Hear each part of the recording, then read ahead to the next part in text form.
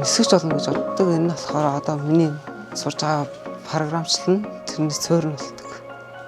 Мэдээллийн технологи 90 үе байгаа тийм. Тэгэхээр мэдээллийн технологи одоо цааш инженерчлэлээр явъя гэвэл програмчлалын үндслийг анхлан тавиад тэрүүгээрээ цааш нь суралцах боломж хүүхдүүд маань нэгтгэх юм аа.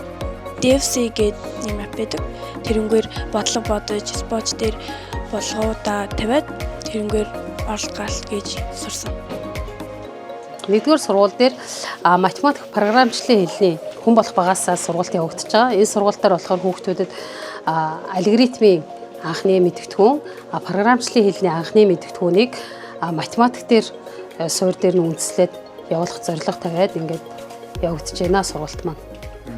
Анх 16 хүүхэдтэй хичээлж эхэлсэн.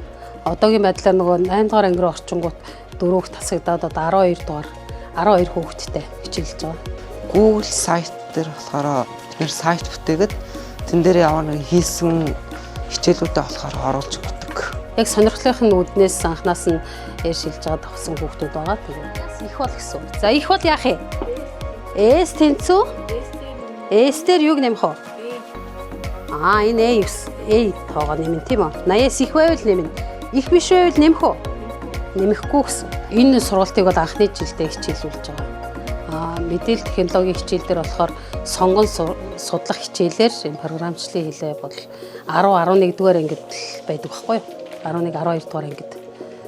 Тийм учраас багаас нь энэ суурийг тавьбал одоо илүү үр дүнтэй байх учраас энэ сургалтанд хамрагдъя гэсэн саналаа өөрөө гаргаад ингээд явж эхэлж байгаа маа.